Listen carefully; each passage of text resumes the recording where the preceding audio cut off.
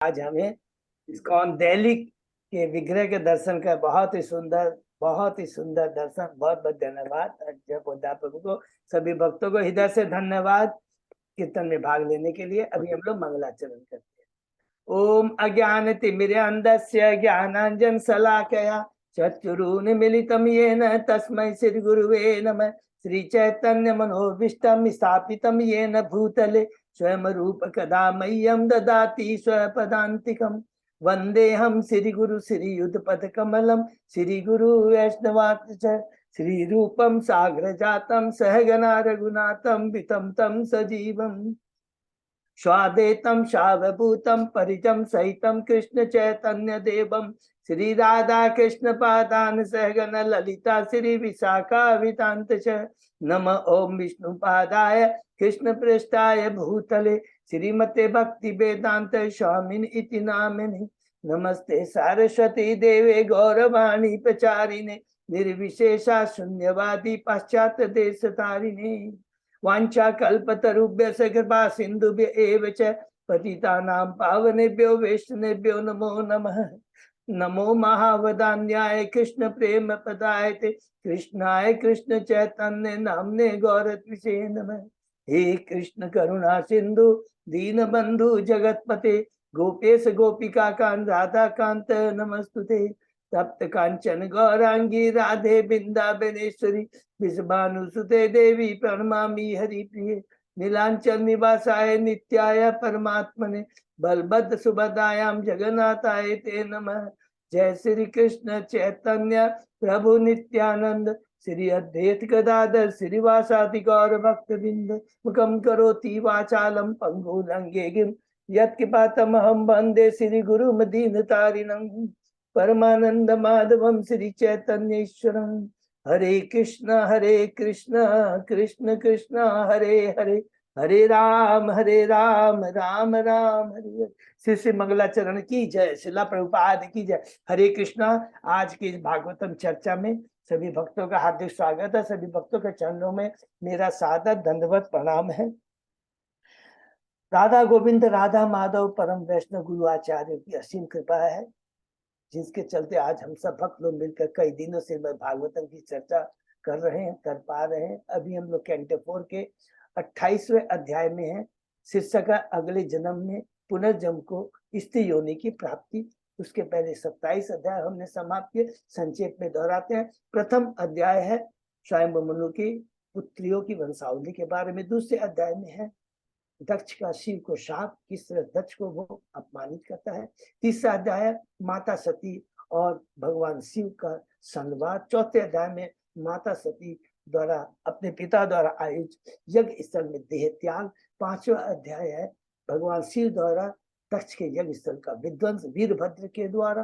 छठवां अध्याय में भगवान ब्रह्मा जी का कैलाश धाम जाना और शिव को मनाना कि यज्ञ संपन्न होना बहुत जरूरी है।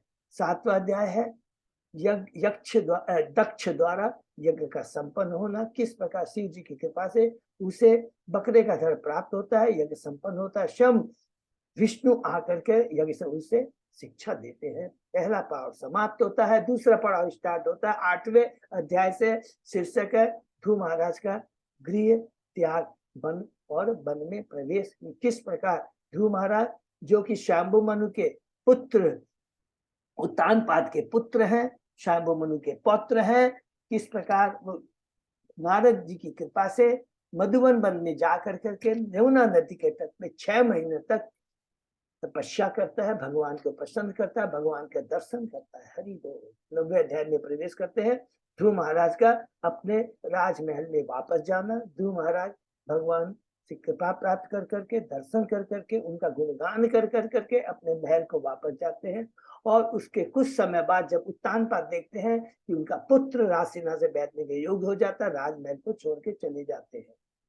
हम लोग 10वें अध्याय में प्रवेश करते हैं। शीर्षक है ध्रुव महाराज का यक्षों के संग में युद्ध। कि किस प्रकार ध्रुव महाराज जब अपने राज सिंहासन पर बैठते हैं, विवाह करते हैं, 4 संतानें होती हैं, 3 पुत्र 1 पत्नी। और किस प्रकार जब उन्हें पता लगता है कि उसके कजन ब्रदर उत्तम को यक्षों से मार दिया, तो अलकापुरी में जाकर उसके संग में युद्ध करते हैं। 11वें अध्याय में हम लोग प्रवेश करते हैं। शीर्षक है शांबु मनु का ध्रुव महाराज को सलाह देना। जब शांबु मनु देखते हैं कि उनका पुत्र ध्रुव रजोगुण के प्रभाव में आकर अंधुना यक्षों को मार रहा है। हरि बोलो, क्लास कर रहा हूँ। हरि बोल बोलो, हरि कृष्णा कर, हरे कृष्णा। जा करके यक्षों से युद्ध कर रहे हैं, तो उस समय स्वयंभू मनु कहते हैं कि क्रोध की अग्नि में आकर तमोगुण रजोगुण प्रभाव के तुम ऐसा करो, इसे तुरंत बंद करो। रजोगुण के से जो उत्पन्न क्रोध है उसको दबाओ, और इसको दबाने का एकमात्र उपाय भगवान के नाम गुणगान का श्रवण कीर्तन स्मरण करना। 12वें अध्याय में प्रवेश करते हैं। शीर्षक है ध्रुव महाराज का भगवान के वैकुंठ लोक को जाना, कि किस प्रकार ध्रुव महाराज भगवान के आदेश के अनुसार प्रजा का पालन करते हैं, प्रजा को भक्ति में मग्न करते हैं, खुद स्वयं कुछ समय के बाद में सब कुछ छोड़कर बद्रिकाश्रम चले जाते हैं और पूर्ण रूप से भगवान की भक्ति में अपने को समर्पित कर करके भगवान के वैकुंठ लोक को प्राप्त करते हैं। दूसरा पड़ाव समाप्त होता है। 13वें अध्याय से तीसरा पड़ाव शुरू होता है, ध्रुव महाराज के वंशावली का वर्णन। कि ध्रुव महाराज वैकुंठ लोक चले जाने के बाद उनका छोटा पुत्र जो वत्सर है राज सिंहासन में बैठता है, उसकी वंशावली में एक महान राजा आते हैं जिनका नाम है अंग। हरि बोल। लेकिन अंग दुर्भाग्यवश उनका पुत्र जो बैन होता है बड़ा ही अधर्मी नास्तिक होता है, और उस दुख में अंग महाराज राजमहल छोड़ के चले जाते हैं। हम 14वें अध्याय में प्रवेश करते हैं। शीर्षक है बैन, राजा बैन की कथा, कि किस प्रकार राजा बैन को राज सिंहासन में बैठाया जाता है, लेकिन ऋषि अपनी हुंकार से उसे मार देते हैं, क्योंकि उसने सारे धर्मों को बंद कर दिया, सारे धार्मिक अनुष्ठानों को बंद कर दिया था, बहुत ही क्रूर था। और अंत में उसके शव के जांघों का मंथन करते हैं तो एक निषाद जाति उत्पन्न होती है, जो सारे बैन के हृदय में जितने भी पाप थे उसको वो ग्रहण कर लेते, इसीलिए वो जाति आज पाप करने भी नवनीत है। 15वें अध्याय में प्रवेश करते हैं। शीर्षक है पृथु महाराज का प्राकट्य, उत्पत्ति और उनका ग्लोरिफिकेशन, कि किस प्रकार ऋषियों ने बैन के बाहों का मंथन करते हैं, एक कपल उत्पन्न होता है पृथु एवं अर्ची, उसका अभिषेक होता है और ग्लोरिफिकेशन होता है। 16वें अध्याय में हम प्रवेश करते हैं, बंदी जनों द्वारा पृथु महाराज की प्रशंसा, ये शीर्षक है, जिसमें बंदी जन पृथु महाराज की प्रशंसा करते हैं और कहते हैं आप जो कहते हैं मेरी प्रशंसा मत करो, ये गलत है, क्योंकि आप तो स्वयं भगवान के शाक्तावेश अवतार है, ब्रह्मा जी ने इसकी पुष्टि की है और आप प्रशंसा करने के योग्य है, आपका प्रशंसा होना उचित है। आप पृथ्वी का दोहन करेंगे, पृथ्वी को समतल करेंगे, आप अश्वमेघ यज्ञ करेंगे, चतुष कुमारों में सनत कुमार से उपदेश प्राप्त करेंगे और प्रजा को 3 तापों से मुक्त कर देंगे। हरि बोल। 17वें अध्याय में प्रवेश करते हैं। पृथ्वी महाराज के पृथ्वी पर क्रोध करना, कि किस प्रकार पृथ्वी महाराज पृथ्वी पर क्रोध करते हैं कि तुम सोचती हो कि मेरे बिना प्रजा को अन्न फल नहीं मिलेंगे, ये तुम्हारा ब्रह्म है, ये तुम्हारी माया बुद्धि है, मैं अपनी योग शक्ति से प्रजा का पालन करूं। 18वें अध्याय में प्रवेश करते हैं। पृथ्वी महाराज का पृथ्वी का दोहन करना, जिस पर पृथ्वी का दोहन करते हैं, पृथ्वी को समतल करते हैं और नगर ग्रामों की सुंदर व्यवस्था करते हैं। 19वें अध्याय में प्रवेश करते हैं। पृथ्वी महाराज के 100 अश्वमेघ यज्ञ, ये शीर्षक है, जिसमें हमने देखा कि जब पृथ्वी महाराज के 100 अश्वमेघ शुरू करते जा रहे हैं, इंद्र ईर्ष्यावश उसमें बाधा उत्पन्न करता है। पृथु महाराज उनके जो ऋषि होते हैं वो क्रोधवश वो कहते हैं कि हम लोग इंद्र का आह्वान करके उसकी आहुति दे देंगे यज्ञ में। तुरंत ब्रह्मा जी वहां पे आते हैं और कहते हैं ऐसे कोई कार्य न करो, आप दोनों भगवान के ज्योति है, ऐसा कार्य जो अधर्म को बढ़ावा दे नहीं करना चाहिए। देखो ना इंद्र क्या कर रहा है, छद्म वेश में सन्यासी का छद्म लेकर लोगों को ठग रहा है, तो आगे भी लोग ऐसा करेंगे, प्लीज रोको। 20वें अध्याय में प्रवेश करते हैं। शीर्षक है पृथु महाराज के यज्ञ स्थल में भगवान विष्णु का प्राकट्य, इसमें भगवान विष्णु आके हम जीवों को पृथु के माध्यम से समझाते हैं कि जब भगवान का भक्त होता है वो माया शक्ति, भगवान की माया शक्ति से प्रभावित नहीं होता है। आप तो भगवान के स्वयं सत्ता जैसा अवतार है, तुमसे ये आशा नहीं की जा सकती। फिर तुम्हारा क्षमा मांगते हैं और भगवान कहते हैं वर मांगो, और वर में फिर तुम्हारा बहुत सुंदर वर मांगते हैं, क्या कि मुझे आप 10 लाख काम दे जिससे मैं आपके शुद्ध भक्तों के मुखारबुन से आपके नाम गुणगानों का श्रवण कीर्तन सुन सकूं। आप तो पिता है और जानते हैं पुत्र को किस चीज की आवश्यकता होती है। बहुत सुंदर है। 21वें अध्याय में प्रवेश करते हैं। शीर्षक है पृथु महाराज के अपने नागरिकों को उपदेश। कि पृथु महाराज जब यज्ञ स्थल से वापस आते हैं, एक और नया यज्ञ शुरू करते हैं और उसमें पूरे ब्रह्मांड के सब नागरिक आते हैं और उनको एक ही शिक्षा देते हैं, क्या कि हमें कृष्ण की भक्ति, भगवान की भक्ति करनी चाहिए। और ये वर्णाश्रमों का पालन है जो करते हैं, इसका मूल उद्देश्य क्या है? भगवान सबको, भगवान को भक्ति करना। हम किसी भी वृत्ति में हो, चाहे ब्राह्मण हो, क्षत्रिय हो, वैश्य, सबका एक ही उद्देश्य, जीवन लक्ष्य एक ही है। सभी भगवान की आत्मा है और सभी आत्मा भगवान के दास है, और दास का कर्तव्य है अपने स्वामी की सेवा करना, भक्ति करना। तुरंत वहां पर चतुष्कुमार आ जाते हैं। 22वें अध्याय में हम लोग प्रवेश कर जाते हैं। शीर्षक है चतुष्कुमारों से पृथु महाराज की भेंट, ये शीर्षक है। और उसमें हमने देखा पृथु महाराज का आचरण वैष्णव के प्रति कि किस प्रकार उनका सम्मान करते हैं, आवभगत करते हैं। और प्रश्न जो करते हैं अपने लिए नहीं, अपनी तृप्ति के लिए। किसके लिए प्रश्न क्या रहता है कि जीवों की कुशलता किसमें है। तो जब भगवान का परम भक्त होता है सदैव दूसरे जीवों के कल्याण की सोचता है, और यही भगवान का आदेश है, जारे देखो तारे को कृष्ण उपदेश अमर आज्ञा गुरु हो तारो यही देवी। इसी भावना को लेकर करके पृथु महाराज को स्वयं भगवान की शक्ति से होता है, कहते जीवों की कुशलता किसमें है। और जब प्रश्न अच्छा होता है तो वक्ता को भी उत्तर देने में बहुत आनंद होता है। और चतुष्कुमार मिश्र आनंदित हो जाते हैं, तुम्हारा प्रश्न तो बहुत उत्तम है, तुम्हारा प्रश्न अपने लिए नहीं जीवों को कल्याण के लिए है। और जीवों की कुशलता है एकमात्र क्या है? भगवान की भक्ति, भक्तों का संग नहीं करना, शुद्ध भक्तों के संग में रह के भक्ति करना, और किसी वैष्णव अपराध नहीं करना।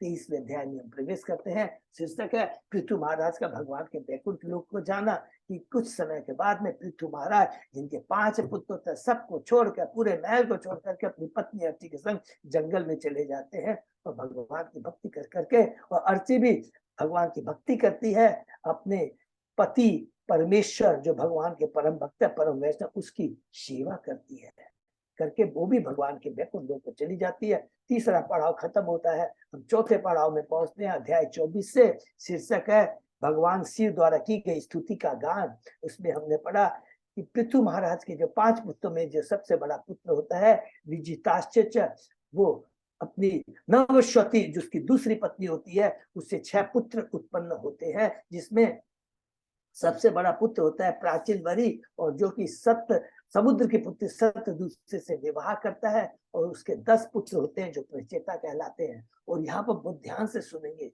रिपीट करेंगे, सबको मालूम है प्राचीन वरी भगवान का भक्त है। और अभी हमने देखेगा कि वो जब उसकी मृत्यु होती है तो वो चिंतन तो करता है किसका? अपनी पत्नी का, इसलिए उसको स्त्री योनि मिलती है। लेकिन उसने पुण्य कर्म किए थे, भक्ति किए थे, इसलिए उसका विवाह भी मलध्वज भगवान के परम भक्त से होता है। तो भक्ति कभी विनष्ट नहीं होती है, इसलिए यहाँ पर ध्यान रखना वो भगवान का भक्त है। और इसी चलते वो अपने पुत्रों को भक्ति करने के लिए, तपस्या करने के लिए जंगल भेजता है। भगवान शिव से उसके दर्शन होते हैं, बहुत सुंदर है। और किस प्रकार हमने पढ़ा कि भगवान शिव वसुदेव को प्रार्थना करते हैं कि हमारी चेतना शुद्ध हो, संकर्षण से प्रार्थना करते हैं हमारा मिथ्या अहंकार मिटे, प्रद्युम्न से प्रार्थना करते हैं हमारी सतबुद्धि बनी रहे, और अनिरुद्ध से प्रार्थना करते हैं मेरी मन इंद्रिय भगवान की सेवा में लगी रहे। उसके बाद भगवान के रूप का वर्णन करते हैं मुख से लेकर चरणों तक। उसके बाद में कहता है उस भगवान को प्राप्त करने के लिए भगवान की भक्ति करनी चाहिए, और भक्ति शुद्ध भक्तों के बीच ही रहती। इस प्रकार वो उनको दिव्य ज्ञान प्रदान कर करके वहां से अप्रकट हो जाते हैं भगवान शिव। अध्याय 25 में हम लोग प्रवेश करते हैं। उसमें हमने मिला कि सारे पुत्र भगवान शिव से उपदेश प्राप्त कर करके तपस्या 10,000 वर्षों तक उन्होंने जल के भीतर रहकर तपस्या की। लेकिन दुर्भाग्यवश माया इतनी प्रबल है, उनका स्वयं पिता जो भगवान का भक्त है, जिसने आदेश दिए थे भगवान की भक्ति करने की जगह स्वयं कर्म कांड में लग जाता है। भगवान अपने भक्त जब वो पथ भ्रष्ट होता है या माया का, तुरंत भक्त को भेज देते हैं, नारद जी को भेजते हैं। वो नारद जी आके कहते हैं, हे प्राचीन वरी, तुम ये जो कर्म कांड कर रहे हो, पशुओं का वध कर रहे हो, एक पे पर यज्ञ कर रहे हो, उससे तुम्हें क्या लाभ मिलेगा? उसकी मति को सही करने के लिए एक बहुत सुंदर वो एक एलिगोरिकल स्टोरी, उपमा लीला, उपमा कहानी, रूपक कहानी सुनाते हैं। किसकी सुनाते हैं? प्राचीन वरी की। एक प्राचीन वरी जिसकी अखंड जिसकी अनंत इच्छाएं थी, अनंत इच्छाएं थी, और उन इच्छाओं को पूर्ति करने के लिए जीव इस भौतिक जगत में पुरंजन रूपी जीव घूमता रहता है, घूमता रहता है। शरीर रूपी नगरी भारतवर्ष में पहुंचता है, जिसके 9 द्वार होते हैं। बुद्धि के प्रति, स्त्री रूपी बुद्धि के प्रति आकृष्ट होता है, और उससे प्रति आकृष्ट होकर के कहता है कि तुम कौन हो? वो कहती है, मैं कुछ नहीं जानती, लेकिन तुम्हारी जो इच्छा है, मैं इस 9 द्वार रूपी नगरों में इसके माध्यम से मैं तुम्हारी सारी इच्छाओं को पूर्ति करेंगे। बुद्धि कहती है, मैं तुम्हारी इच्छाओं को। 26 अध्याय में प्रवेश करते हैं। शीर्षक है राजा पुरंजन का आखेट के लिए जाना और रानी का क्रुद्ध होना। हमने पढ़ा था, जीव कभी भी उसकी इच्छाएं खत्म नहीं होती है। एक स्त्री से उसको सेटिस्फेक्शन नहीं मिलता है, अनंत स्त्री, अर्थात यहाँ पर स्त्री का मतलब अनंत इच्छाओं को पूरा करने के, एक इच्छा पूर्ति होती है, दूसरा इच्छा, तीसरी इच्छा, ऐसे चलता रहता है। वो अपनी पतिव्रता पत्नी को छोड़कर, बुद्धि को छोड़कर चला जाता है जंगल में, पशुओं की हत्या करता है, थक जाता है, पुनः वापस आता है। उसकी चेतना आती है कि नहीं, मैं गलती कर रहा हूँ, पुनः अपनी पतिव्रता बुद्धि के पास में जाके क्षमा मांगता है, और उसे क्षमा कर देती है, और दोनों फिर भोग विलास में फंस जाते हैं। 27वें अध्याय में प्रवेश करते हैं। बहुत ही सुंदर अध्याय है। राजा पुरंजन की नगरी पर चंडवेग का धावा और काल कन्या का चरित्र, इतना सुंदर चरितार्थ यहाँ पे हुआ है इसके अंदर में, कि पुरंजन और पुरंजनी भोग करते करते भूल जाते हैं कि एक एक क्षण उनकी बहुमूल्य मनुष्य जीवन की आयु काल हर रहा है। चंडवेग रूपी काल आ जाता है। उसके 720 सिपाही, 360 दिन गंधर्व, 360 रात्रि गंधर्वी रहते, एक एक दिन उसका आयु हर रहे, भूल जाता है। और उसके बाद में चंडवेग का काल का, उसके बाद में हमने सॉरी काल कन्या, काल बुढ़ापा आ जाता है। चंडवेग रूपी काल का आकृत होता है, धीरे धीरे आयु खत्म होती है, बुढ़ापा आ जाता है, काल कन्या। उसके बाद में जैसे ही बुढ़ापा आता है, जीव भयभीत हो जाता है, यमन राज, और भयभीत हो जाता है। सारे रोग बुढ़ापे में आ जाते हैं। कितने रूपी क्या लिखा, असंख्य सैनिक, असंख्य रोग हमें ग्रसित कर देते हैं। उसके बाद में प्रज्वार का अटैक होता है, अर्थात जीव मृत्यु के निकट पहुंच जाता है। 107 डिग्री का टेम्परेचर, जिसमें जीव की मृत्यु हो जाती है। लेकिन पुरंजन को ध्यान नहीं है, पुरंजनी को मालूम नहीं है कैसे उसका जीवन बीत गया, कैसे बुढ़ापा आ गया, रोगों से ग्रस्त हो गया, और मृत्यु उसके नजदीक खड़ी।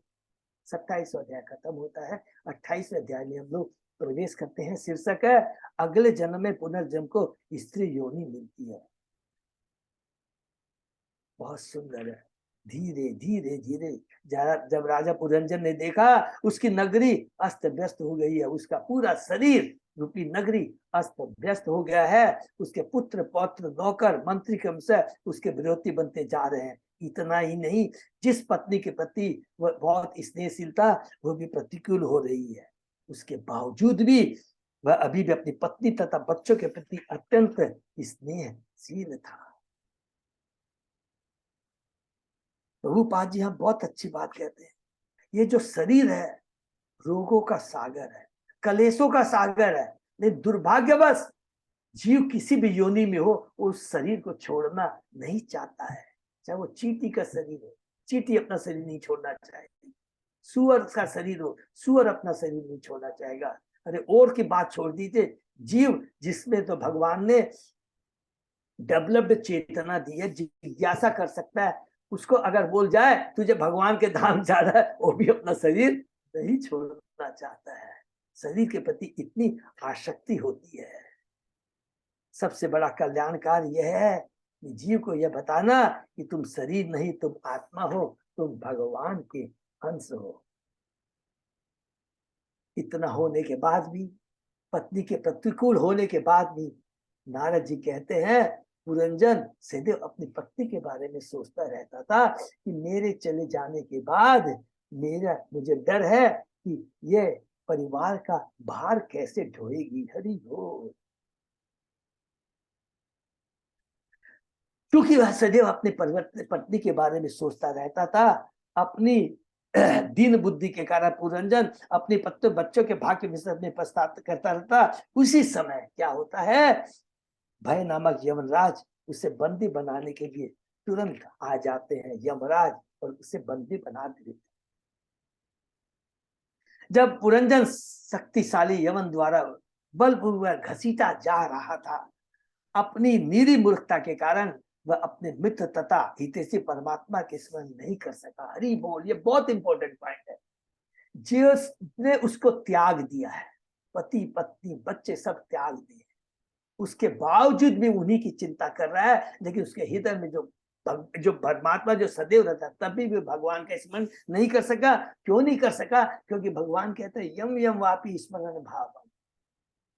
मृत्यु के समय जैसी चेतना होती है उसे वैसा ही सब। प्रभुपाद जी कहते हैं मूर्ख जीवात्मा प्रकृति नियम द्वारा प्राप्ति होने पर भी अपनी रक्षा के लिए भगवान की ओर दृष्टि नहीं डालता। क्योंकि राजा पुरंजन ने अपनी पत्नी का स्मरण करते हुए अपना शरीर का त्याग किया था, अतः अगले जन्म में अच्छे कुल की एक अत्यंत सुंदरी स्त्री बना। कितनी बड़ी बात लिया जो हमने अभी रिपीट किया था। अगले जन्म अच्छे कुल की एक अत्यंत सुंदरी बना। इसका कारण क्या प्रभु कहते हैं? उसने राजा विदर्भ के घर में कन्या के रूप में अगला जन्म लिया था। प्रभुपाद जी तात्पर्य में कहते हैं, क्या कहते हैं? मनुष्य शरीर त्यागते समय जिस अवस्था का स्मरण होता है उसे उसी अवस्था प्राप्त होती है। जीव, यहाँ बहुत सुंदर बात है, जीव पुण्य और पाप कर्म दोनों करता है। यद्यपि राजा पुरंजन अपनी पत्नी के प्रति अत्यधिक आसक्त था, किंतु तो भी उसने अनेक पुण्यकर्म भक्ति में कर्म किए थे। फलस्वरूप यथार्थ उसने स्त्री का स्वरूप प्राप्त किया था, किंतु उसे शक्तिशाली राजा की कन्या बनने का अवसर प्रदान किया गया। वो शक्तिशाली केवल शक्तिशाली राजा ही नहीं था, भगवान का परम भक्त था।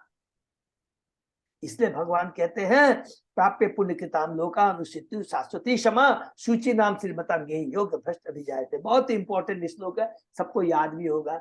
6वें अध्याय का 41 श्लोक। असफल योगी अनेक वर्षों तक पुण्यात्माओं के लोक में सुख भोग करके किसी धनवान या किसी भक्त के घर में जन्म लेता है। जिस तरह की उसकी शरीर छोड़ते समय भक्ति का लेबल होता है, भले ही भक्ति छूट गई। কটা রুটি আছে ওখানে করে দে, আটটা তো মাখা।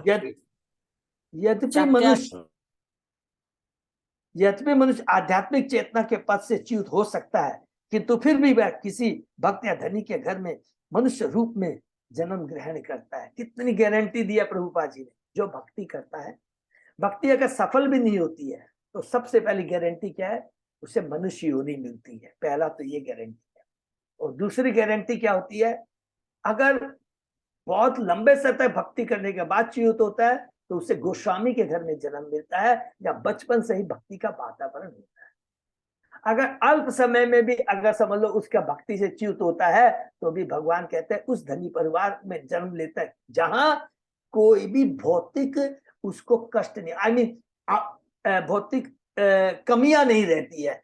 अच्छे से उसके पास खाना पीना रहने की सारी व्यवस्था भगवान देते हैं कि तेरे को इसके प्रति ज्यादा वो नहीं प्रयत्न करना, अब सीधा भगवान की भक्ति में लग जाए। यह है भक्ति की कृपा, यह है भक्ति की शक्ति। इस प्रकार वह मनुष्य अपनी भक्ति को फिर से चालू कर सकता है।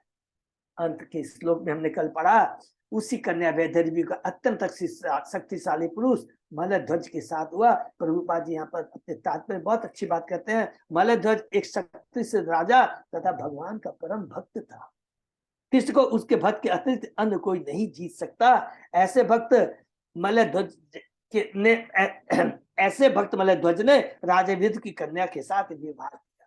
तो यहाँ पर प्रभुपाद जी तात्पर्य में एक बहुत अच्छी बात कहते हैं जो हम लोग रिपीट करते हैं कि भगवान को केवल भक्ति से ही जीता जा सकता है। हमने यशोदा माँ का एग्जाम्पल, इसलिए भक्ति में वो शक्ति होती है कि स्वयं भगवान हमारी भक्ति के द्वारा जीते जा सकते हैं। अदरवाइज भगवान को जीतने की तो बात ही छोड़ दीजिए, बड़े बड़े मुनि तक भगवान के लव माने निकट तक नहीं पहुंच सकते हैं, नहीं समझ सकते हैं। इसलिए हमें भक्ति करना है। इसी तात्पर्य के साथ में भगवान प्रभु हमने श्लोक खत्म किया था, आज उसके आगे हम लोग शुरू करते हैं। ओम नमो भगवते वासुदेवाय, ओम नमो भगवते वासुदेवाय, ओम नमो भगवते वासुदेवाय। नारायण नमस्कृत्य नरं चैव नरोत्तमं देवी सरस्वती व्यासं ततो जयम् उदीरये। नष्टायेषु अभद्रेषु नित्यं भागवत सेवया भगवती उत्तम श्लोके भक्ति भवति नैष्टिकी। कृष्णाय वासुदेवाय देवकी नंदनाय च नंद गोप कुमाराय गोविंदाय नमो नमः। आराधयो भगवान भजेश तनय ततदाव वृंदावनम रमया काचित उपासना ब्रजवधु वर्गेण कल्पिता। श्रीमद् भागवतम प्रमाणम प्रेमा पुमर्थो महान श्री चैतन्य महाप्रभो मतमिदम तत आदरो न पर। हरे कृष्ण कृष्ण कृष्ण हरे हरे, हरे राम राम राम हरे हरे। कैंटो 4 चैप्टर 28 शीर्षक है अगले जन्म में पुनर्जन्म को स्त्री योनि की प्राप्ति। श्लोक नंबर 30 प्रभु है। थैंक यू प्रभु। शुरू कर चलते हैं। तस्याम से जनयाम चक्रे आत्मजाम सीते इक्षणाम यवि यश सप्त सुताम सप्त द्रविड़ भू भृत। राजा मलध्वज की एक पुत्री हुई जिसकी आंखें श्यामल थी। उसके 7 पुत्र भी हुए जो आगे चलकर द्रविड़ नामक देश के शासक बने। इस प्रकार उस देश में 7 राजा हुए। राजा मलध्वज परम भक्त था। राजा विदुर की कन्या के साथ विवाह करने के बाद उसके एक सुंदर कन्या उत्पन्न हुई जिसकी आंखें श्यामल थी। अलंकृत रूप में इसका अर्थ यह हुआ कि उसकी कन्या भी भक्ति गुण से संपन्न थी, भक्ति में सुंदर थी, क्योंकि उसकी आंखें सदैव कृष्ण पर लगी रहती थी। हरि बोल। भक्त के लिए कृष्ण के अतिरिक्त अन्य कोई दृष्टि नहीं होती। 7 पुत्र भक्ति की 7 विधाएं हैं। स्मरण किरण श्रवण पूजन प्रार्थना दिव्य भक्ति करना तथा भगवान के चरण कमलों की सेवा करना। 9 प्रकार की भक्ति में से केवल 7 उसे प्राप्त थी। शेष 2 का साक्ष्य भाव था। आत्मनिवेदन का बाद में विकास होना था। हरि बोल। दूसरे शब्द में भक्ति की 2 कोटियां हैं, विधि मार्ग तथा राजमार्ग। साक्ष्य भाव तथा आत्मनिवेदन ये दोनों राग मार्ग के अंतर्गत आते हैं। बहुत सिंपल है, सबको मालूम है ना।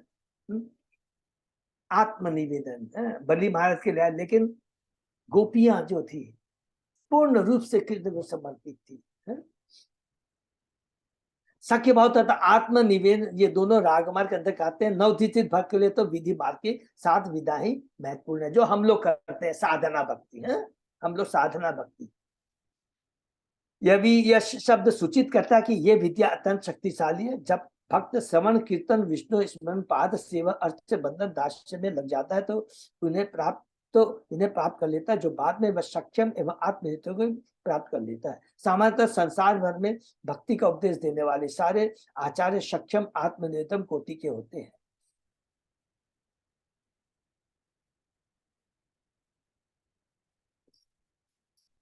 माने यहाँ पर बता रहा है आचार्यों को आत्मनिवेदन। हम लोग न माने गुरु को, सॉरी गुरु लोगों के लिए है कि अभी हम लोग विधि, लेकिन गुरु क्या होता है, वो पूर्ण रूप से उत्तम भक्त होते हैं। ऐसे बोलेंगे उत्तम भक्त 3 तरह के होते हैं ना, उत्तम मध्यम और निकृष्ट। तो उत्तम भक्त होते हैं जिसका हमने बोला कौन है, जैसे हमारे गुरु महाराज प्रभुपाद जी, ये उत्तम भक्त है, उसके लिए यहाँ पर कहा गया है। आत्म ये दोनों बात होते हैं। नवचित भक्त के लिए अच्छा आत्मनिर्भर को भी प्राप्त कर लेता है। सामान्यतः संसार में भक्ति का उपदेश देने वाले सारे आचार्य सक्षम आत्मनिवेदन कोटि के होते हैं। यहाँ पर उनके लिखा है नवदीक्षित भक्त वास्तव में उपदेशक नहीं बन सकता, उसे अन्य 7 क्षेत्रों में श्रवण कीर्तन आदि भक्ति करने की सलाह दी जाती है। यदि वह इन 7 को सफल कर लेता है तो भविष्य में वह सक्षम आत्मनिवेदन पद को प्राप्त कर लेता है, उत्तम भक्त बन सकता है, प्रचारक बन सकता है, अच्छा प्रजा जैसे कि गुरु महाराज। माने आत्मनिवेदन मीन्स वो समझ लीजिए कोई आसक्ति इसको नहीं रहती है, 3 गुणों से ऊपर लेवल तक वो पहुंच जाता है। द्रविड़ देश का विशेष उल्लेख दक्षिण भारत के 5 द्रविड़ देशों के लिए हुआ है। ये सब मूल भक्ति की विधियों श्रवण कीर्तन आदि को संपन्न करने में अत्यंत प्रबल है। कुछ महान आचार्य राजा रामानुचार्य तथा मध्वाचार्य द्रविड़ देश के ही थे जो महान उपदेशक हुए। वे सभी सक्षम आत्मनिवेदन पर आसीन थे। हरि बोल। सारे आचार्य, साधु, शास्त्र और गुरु, ये सब जितने आचार्य साधु हैं, ये सारे क्या है, आत्मनिवेदन पद पर आसीन थे। बहुत सुंदर सुंदर प्रभुपाद जी इतना कंसेप्ट क्लियर करते हैं। एक एकस्या भवत तेषाम राजन अबुर्दम अबु अर्बुदम मोक्ष्यते यत वंशधरे मही मनु अंतरम परम। हे राजा प्राचीन भरी, मतलब जो राजा के पुत्रों ने लाखों पुत्रों को जन्म दिया और ये सब मनु के अंततः तथा उसके बाद भी सारे संसार का पालन करते रहे। ब्रह्मा के एक दिन में 14 मनु होते हैं। एक मनवंतर अर्थात मनु की आयु 71 इंटू 83 लाख 20,000 वर्ष की है। तो सबको याद है ना, एक चतुर्युग, एक दिव्य युग, या दिव्य युग का मतलब क्या होता है, सतयुग, त्रेता युग, द्वापर युग, कलयुग को मिला कर करके एक दिव्य युग होता है, अर्थात चतुर्युग उसको कहते हैं। उस एक चतुर्युग में कितने होते हैं, 43,20,000। बहुत सिंपल है ना, सबको याद है। कलयुग होता है 4,20,000 का, उसको डबल कर दीजिए द्वापर, फिर उसमें 4,32,000 जोड़ दीजिए, हो जाएगा त्रेता, फिर उसमें 4 लाख, अर्थात 10 टाइम्स हो गया। कलयुग का 10 टाइम्स हो गया सतयुग। 1,432,000 इंटू 10 43,20,000 हो गया। ये हो गया एक चतुर्युग। और ब्रह्मा जी की एक दिन क्या 1,000 चतुर्युग होते हैं। और ब्रह्मा जी की एक दिन में कितने मनु होते हैं, 14 मनु होते हैं। बहुत सिंपल है, 1,000 को 14 से डिवाइड कर देते हैं तो 71 पॉइंट समथिंग आता है, ठीक है ना। तो ब्रह्मा के एक दिन में 14 मनु होते हैं। एक मनवंतर अर्थात मनु की आयु 71 इंटू 43,23,000 वर्ष है। एक मनु के बाद दूसरा मनु आता है। इस पर ब्रह्मांड का जीवन चक्र चलता रहता है। चूंकि एक के बाद एक मनु की परंपरा चलती रहती है अतः कृष्ण भक्ति संप्रदाय चलता रहता है, जिसकी पुष्टि भगवद गीता में हुई है। श्री भगवान इमं विश्वते योगम प्रोक्तवाहम अव्ययम विवस्वान मनवे प्रहार मनु इच्छवाकु अब्रवीत। श्री भगवान ने कहा कि मैंने इस अविनाशी योग विज्ञान से शिक्षा विवस्वान को सर्वप्रथम दी थी। विवस्वान ने मनु को और मनु ने इच्छवाकु को दी। सूर्यदेव विवस्वान ने भगवत गीता एक मनु को प्रदान की और इस मनु ने अपने पुत्र को दी, जिसने फिर उसे अन्य मनु को प्रदान। इस प्रकार कृष्ण भक्ति का प्रचार कभी रुकता नहीं। किसी को यह नहीं सोचना चाहिए कि यह कृष्णवाद आंदोलन नया है। जैसा कि भगवत गीता से भागवत से पुष्टि होती है, यह अत्यंत प्राचीन आंदोलन है, क्योंकि यह एक मनु से दूसरे को हस्तांतरित होता रहता है। भगवत गीता में भगवान ने 4थे अध्याय के पहले श्लोक में ये चीज कहा है कि हे अर्जुन, ये तुम ये मत सोचना कि ये भगवत गीता का ज्ञान ये मैं तुम्हें पहले दे रहा हूँ। नहीं, लाखों वर्ष पहले मैंने ये ज्ञान दिया था, लेकिन बीच में आकर के ये परंपरा लुप्त हो गई थी। इस अब ये मैं ज्ञान आतुबे ये प्रदान दोबारा कर रहा हूं। वैष्णव में कुछ व्यक्तिगत मतभेद हो सकते हैं, किंतु कृष्ण भक्ति संप्रदाय तो आगे बढ़ता ही रहता है। हम देख सकते हैं कि विगत 100 वर्षों तक में श्रील भक्ति विनोद ठाकुर के आदेश से श्रील भक्ति सरस्वती गोस्वामी महाराज ने सुसंबद्ध रूप से कृष्ण आंदोलन का उद्देश्य कार्य आरंभ किया। इसके सारे शिष्य गुरु भाई हैं और इनके सारे शिष्य गुरु भाई हैं, और यद्यपि इनमें मतभेद है और वे मिलकर एक साथ काम नहीं करते, किंतु इनमें से प्रत्येक अपनी व्यक्तिगत सत्ता से कृष्ण भक्ति आंदोलन को आगे बढ़ाने के लिए कार्य कर रहा है और विश्व भर में इसे प्रचारित करने के लिए अनेक शिष्य उत्पन्न कर रहा है। जहां तक हमारी बात है, हरी बोल, हमने पहले अंतर्राष्ट्रीय कृष्णा ब्राह्मण संघ की स्थापना की है और कई हजार यूरोपीय तथा अमेरिकी इस आंदोलन में सम्मिलित हो चुके हैं। यह आंदोलन दावाग्नि के समान फैल रहा है। नवता भक्ति पर आश्रित श्री कृष्ण भक्ति संप्रदाय कभी रुकने वाला नहीं है। यह किसी जाति पाति रंग तथा देश के भेदभाव के बिना आगे बढ़ता रहेगा, इससे कोई रोक नहीं सकता। इस श्लोक में मोक्षते सब महत्वपूर्ण है। जिस प्रकार राजा अपनी प्रजा को सुरक्षा प्रदान, बहुत सुंदर है, जिस प्रकार राजा अपनी प्रजा को सुरक्षा प्रदान करता है, उसी प्रकार ये सारे भक्त भक्ति के सिद्धांतों का पालन करते हुए संसार भर के लोगों को सुरक्षा प्रदान करेंगे। कौन सी सुरक्षा? वास्तविक सुरक्षा क्या है? भगवान की भक्ति का आश्रय लेना।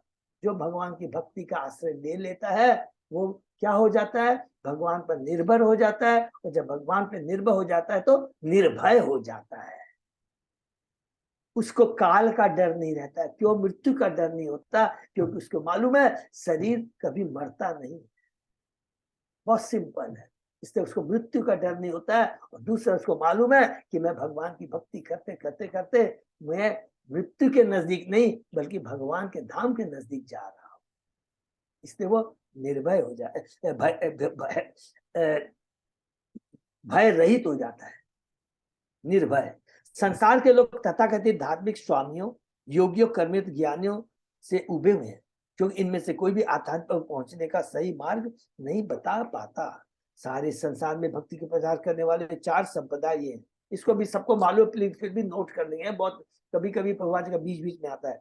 रामानुज संप्रदाय, मध्वा संप्रदाय, विष्णु स्वामी संप्रदाय तथा निम्बार्ग स्वामी है, ठीक है ना।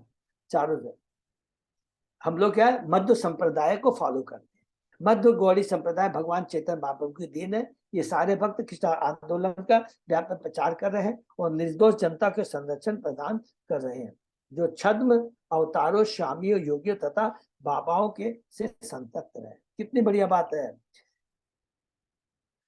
और निर्दोष जनता को संरक्षण प्रदान करें। वास्तविक संरक्षण प्रदान वही कर सकता है जो गुरु परंपरा से जुड़ा हो, जो कि पाखंडी नहीं हो, जो केवल अपनी थ्योरी न देता हो। अगस्त्य प्राग दुहितरम उपये में धृत व्रताम यश्याम दृढ़च्युतो जात इद्म वाह आत्मजो मुनि। भगवान कृष्ण के परम भक्त भरद्वाज की पहली कन्या का विवाह अगस्त मुनि के साथ हुआ। उससे एक पुत्र हुआ जिसका नाम दृढ़च्युत था, जिससे इदमवाह नामक पुत्र उत्पन्न हुआ। अगस्त मुनि अत्यंत महत्वपूर्ण नाम है, सबको मालूम है। यह मन का द्योतक है। अगस्त से सूचित करता है कि इंद्रिया स्वतंत्र रूप से कार्य नहीं करती और मुनि सत्य मन का सूचक है।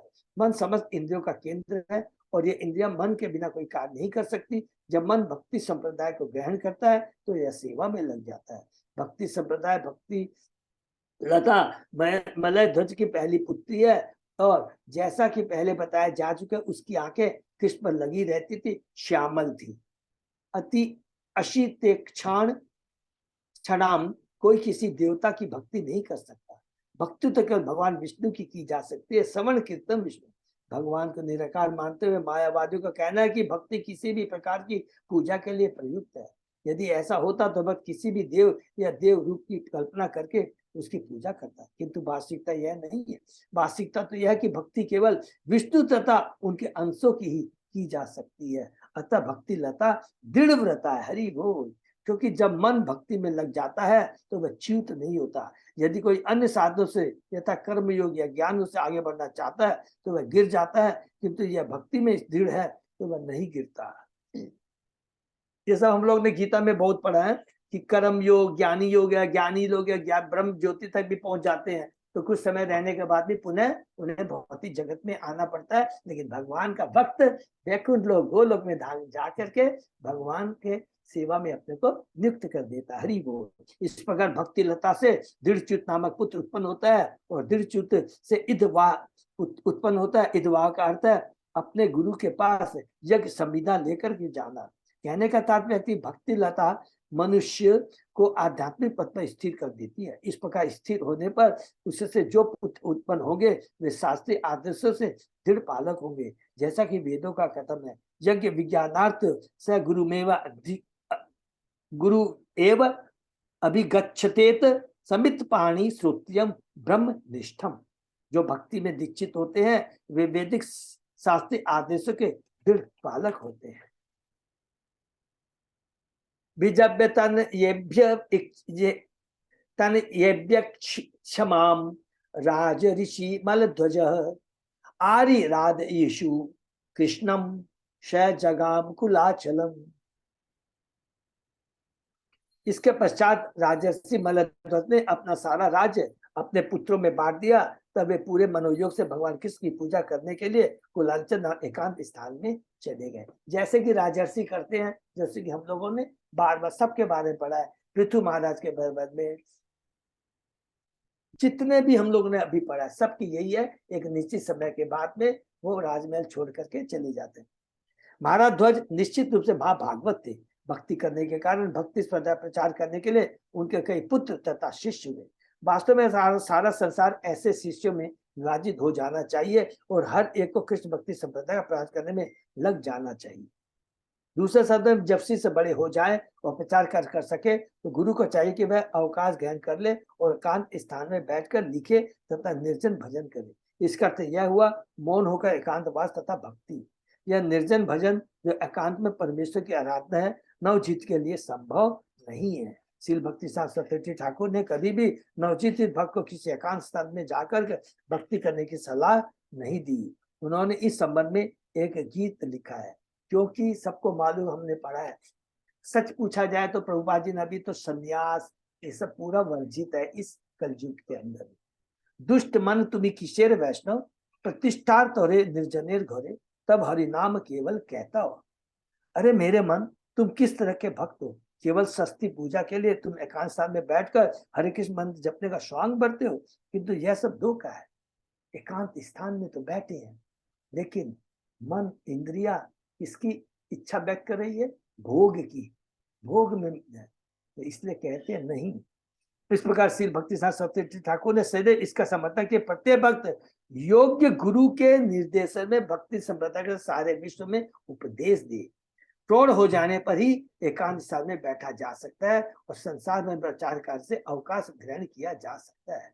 इस आदर्श का पालन करते हुए अंतर्राष्ट्रीय कृष्णा भक्त संघ के भक्तगण संसार के विभिन्न भागों में उपदेश देने का कार्य करते हैं। अब वे अपने गुरु को सक्रिय उपदेश कार्य से विराम लेने के लिए छोड़ सकते हैं। गुरुओं के जीवन की अंतिम अवस्था में भक्त को चाहिए कि उपदेश कार्य अपने हाथों में ले ले। इस प्रकार गुरु निर्जन स्थान में बैठकर निरंजन भजन कर सकता है। हरे कृष्ण बाबू। हाँ प्रभु। दो चीज होता है, एक भजन आनंद और एक गोष्ठी आनंदी। यस प्रभु, हाँ बिल्कुल होता है। एक जन खाली एक स्थान में बैठ के भजन करते हैं और हम लोग कौन से हैं? गोष्ठीनानंदी, ठीक है ना। हम लोग कौन से हैं? गोष्ठीनानंदी, अर्थात जो घूम घूम करके हरि नाम का प्रचार करते हैं, ठीक है ना। हित्वा गृहान सुतान भोगान वेदर्भी मदिर इक्षणा अन्वधावत पांड्येशम ज्योत्सनो रजनीकरम ज्योत्सनो एव रजनीकरम।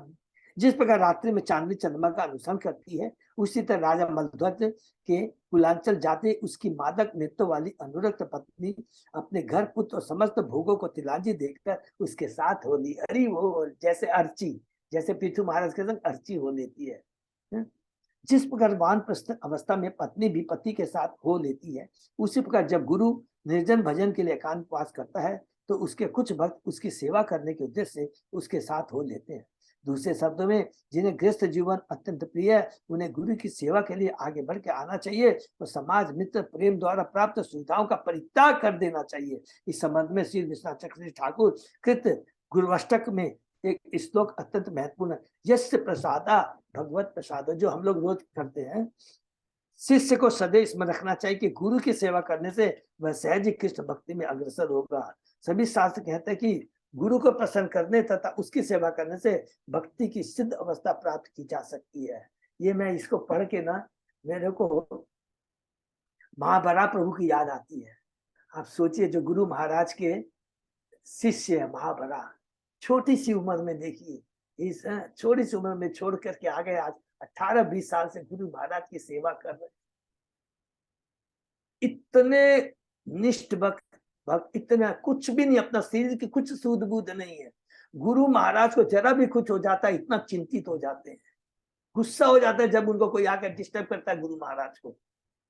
मैं बहुत माने उनसे इतना ज्यादा माने वो प्रभावित, तो माने एक जैसे माने वो एकदम वो माने उसके हम लोग के पास वो शब्द ही नहीं है जो उनका हम लोग गुणगान कर सके। महाभरा प्रभु, उनका भी दर्शन बहुत ही बड़ा माने समझे सौभाग्य की बात है। इस श्लोक का मदिरेक्षणा शब्द महत्वपूर्ण है। श्री जीव गोस्वामी ने अपनी कृति संदर्भ में मदिर शब्द की व्याख्या मादक के रूप में की है। यदि अर्चाभी को देखकर किसी की आंखें मानक बन जाए तो उसे मदिरेक्षण कहा जा सकता है। रानी वेदर की आंखें अत्यंत मोहक थी, जिस प्रकार की मंदिर में अर्चन को देखने में मनुष्य की आंखें मदिरेक्षण हो जाती है। हरि बोल। जब तक भक्त मान नहीं होता तब तक वह मंदिर में अर्चा अपनी आंखें नहीं टिका पाता। इसको अंडरलाइन कर देंगे प्लीज। हम भगवान को जाते हैं ना तो भगवान का दर्शन माने इतना सुंदर, माने कई बार तो हम लोग से एक जन को मेरे को कहा था, प्रभु आपने भगवान के दर्शन किए? हाँ दर्शन किए। तुरंत उसने क्वेश्चन किया भगवान क्या पहने हुए थे, भगवान की क्या ड्रेस थी, क्या कलर था, आंखें कैसी थी। हम जवाब नहीं दे पाते। तो दर्शन किसको करता हमको जानना है, ठीक है ना।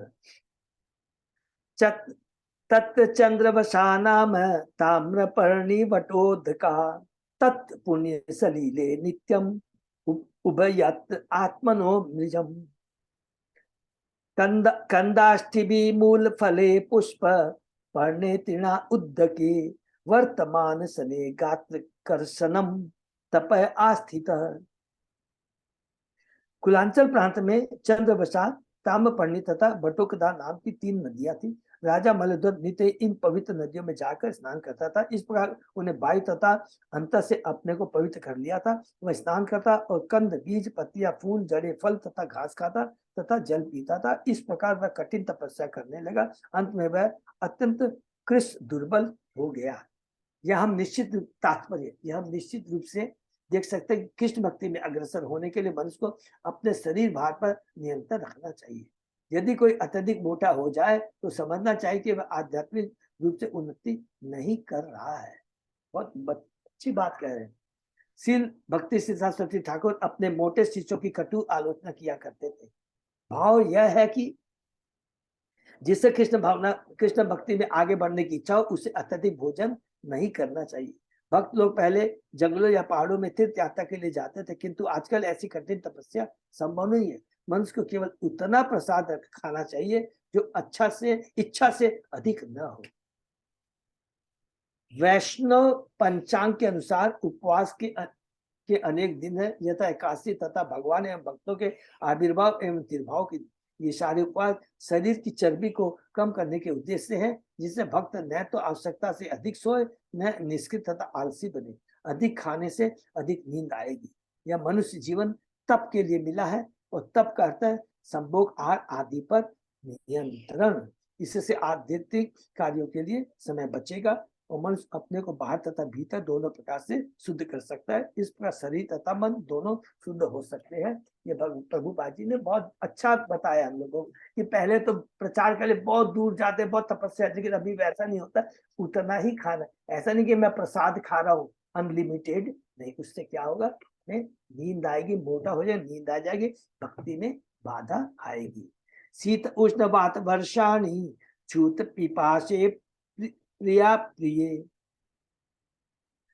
सुख दुखे इति द्वंद्वानि अजियत समदर्शन।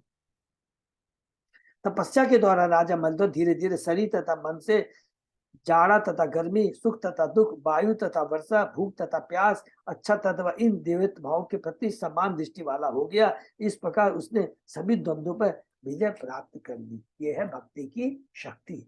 मुक्ति का अर्थ है संसार की द्वैतता से छुटकारा पाना। द्वैतता बहुत सिंपल है, अभी पढ़ा है, दुख सुख, लाभ हानि, जय पराजय, गर्मी सर्दी। जब तक कोई स्वरूप सिद्ध नहीं होता उसे संसार के द्वंद्व सहने पड़ते हैं। भगवद गीता में भगवान कृष्ण अर्जुन को उपदेश देते हैं कि वह सहनशीलता के द्वारा सारे द्वंद्वों पर विजय प्राप्त करे। श्री कृष्ण संकेत करते हैं कि जाड़ा तथा गर्मी जैसे द्वंद्व ही हमें इस संसार में कष्ट पहुंचाते हैं। जाड़े में हम स्नान नहीं करना चाहते, किंतु गर्मी में हम 2-3 बार स्नान करना चाहते हैं। इस प्रकार श्री कृष्ण ये उपदेश देता है कि जब जीवन में इस प्रकार के द्वंद्व आए जाएं तो हमें विचलित नहीं होना चाहिए। माता इस पार्थिव होते शीतों से दुख आगम पाइनो तान प्रतिश भारत है। दूसरे अध्याय के 14 श्लोक में भगवान बहुत सुंदर ये बात कहते हैं। इन द्वंद्वों में समदृष्टि रखने के लिए सामान्य मनुष्य को काफी तपस्या करनी पड़ती है। जो जीवन के द्वंद्वों से विचलित होता है वह एक सापेक्ष स्थिति ग्रहण कर चुका होता है, अतः उसे शास्त्रों में वर्णित तपस्या करनी होती है जिससे वह इस भौतिक शरीर को पार करके इस संसार का अंत कर दे। हरि बोल। मृत्यु पर विजय प्राप्त कर दे। राजा मलध्वज ने अपना गृह त्याग करके कुलांचल जाकर पवित्र नदी स्नान करके केवल फल फूल पत्तियां खाकर और पकाया हुआ भोजन अन्न त्याग कर कठिन तपस्या की थी। ये अत्यंत कठोर अभ्यास है।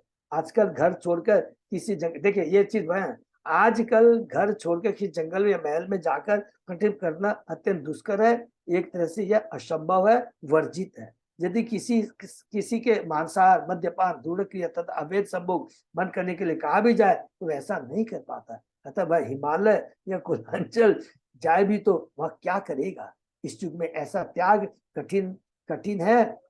इसलिए भगवान कृष्ण ने भक्ति योग को स्वीकार करने की सलाह दी है। भक्ति योग सतह मनुष्य को जीवन के द्वंद्वों से उबारेगा। भक्ति योग में कृष्ण केंद्र बिंदु होते हैं और कृष्ण तो सदैव दिव्य है। इस प्रकार द्वंद्वों को पार करने के लिए मनुष्य को सदैव भगवान की भक्ति में लगे रहना चाहिए। हरि बोल। जिसकी पुष्टि भगवद गीता में हुआ, मामल्य योग अभिचारण भक्ति योगेन सेवते सगुणान समतित एतान ब्रह्म भूताय कल्पते। जो पूर्ण भक्ति में लगा रहता है और किसी दशा में नीचे नहीं गिरता, वह तुरंत प्रकृति के 3 गुणों को पार करके ब्रह्म पद को प्राप्त होता है। यदि वास्तव में कोई भगवान की भक्ति योग में लगा है तो वह स्वतः अपनी इंद्रियों, अपनी वाणी तथा अन्य वस्तुओं पर नियंत्रण रखता है। यदि एक बार निष्ठापूर्वक भक्ति योग में लग जाए तो फिर नीचे गिरने की कोई संभावना नहीं रहती। यदि वह नीचे गिरे भी तो कोई हानि नहीं होती, जो अभी हमने पढ़ा है 6 अध्याय का 41वां श्लोक। ठीक है ना। देखिए कितनी बढ़िया श्लोक है, बहुत अच्छा है। अगर हम जीवन भर भक्ति करते हैं, नीचे भी गिर जाए तो घबराना नहीं है। जो भक्ति की उसका फल मिलेगा ही मिलेगा।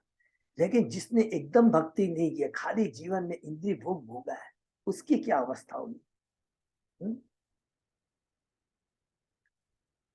कुछ काल के भले किसी के भक्ति कार्य में अवरोध आया, किंतु जो ही उसे दूसरा अवसर मिलता है तो अभ्यास करता, वही से उसे आरंभ करता है जहां पर उसने छोड़ा था। इसको अंडरलाइन कर लेंगे। हरि बोल। तपसा विद्यापक कषायो तपसा विद्यापक कषायो नियमे यमे युयुजे ब्रह्मणि आत्मानं विजिताक्ष अनिलाशय। पूजा से, तप साधना से तथा नियमों के पालन से राजा मलध्वज ने अपनी इंद्रियों, प्राण तथा चेतना को जीत लिया। इस प्रकार उसने हर वस्तु को परब्रह्म कृष्ण के केंद्र बिंदु पर स्थिर कर दिया। जब भी ब्रह्म शब्द आता है तो निर्विश्वादी अर्थ ब्रह्म ज्योति से रूप में करते हैं, किंतु वास्तव में परम ब्रह्म तो कृष्ण या वासुदेव है। जैसा कि भगवत में कहा गया, वासुदेव स्वरमिति, वासुदेव निर्गुण ब्रह्म की बात ही सर्वत्र व्याप्त है, क्योंकि किसी निराकार वस्तु पर अपना ध्यान केंद्रित नहीं कर सकता। इसलिए भगवत गीता में 12वें अध्याय के 5वें रूप में क्या है, कलेशो अधिकतर तेषाम अव्यक्त आसक्त चेतसाम। जिसके मन अप्रकट निराकार ब्रह्म में केंद्रित है, उसके लिए प्रगति कर पाना कष्टप्रद है। क्योंकि जीव शून्य पर, निराकार पर कैसे अपनी मन को केंद्रित कर सकता है।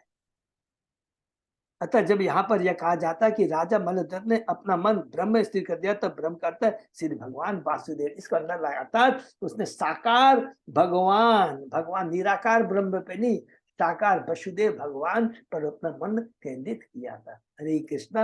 यहीं पर लोग विराम देते हैं। तो यहाँ पर हम लोग पढ़ रहे हैं, एक शुद्ध भक्त जो होता है उसकी चेतना कैसी होती है।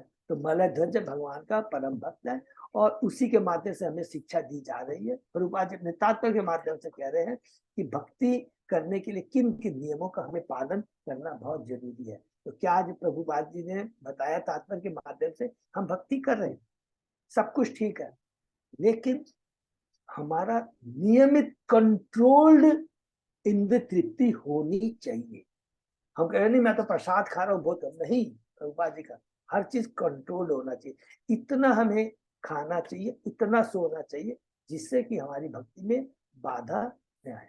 जितना हम लिमिटेड खाएंगे, प्रभुपाद जी बता रहे हैं, उतनी नींद कम आएगी, और जब नींद कम आएगी तो वो समय हम भगवान की भक्ति में दे पाएंगे। ठीक है ना, तो ये बता रहे हैं नंबर 1। नंबर 2 हमने क्या पढ़ा, भक्ति कभी भी विनष्ट नहीं होती है।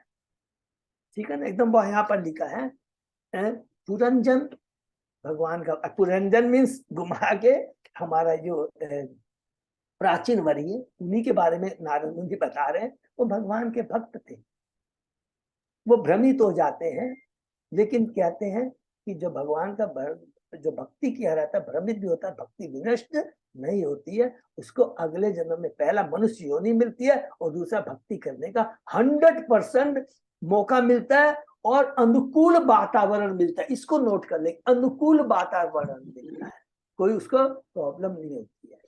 तो इसलिए हम लोग जो भक्ति कर रहे हैं, भगवान की ऐसी भक्ति करें। ठीक है, इस जन्म में हम भगवान के धाम जाएं, ये तो भगवान जानता, हमारी भक्ति को निर्भर करता है, लेकिन इतना तो विश्वास है कि अगला जन्म मनुष्य योनि का मिलेगा। तो इतना तो कम से कम अपनी भक्ति में हमको विश्वास होना चाहिए और भगवान की भक्ति में हमारी अटूट श्रद्धा होनी चाहिए। हरे कृष्णा, यहीं पर विराम देते हैं। किसी का कोई प्रश्न?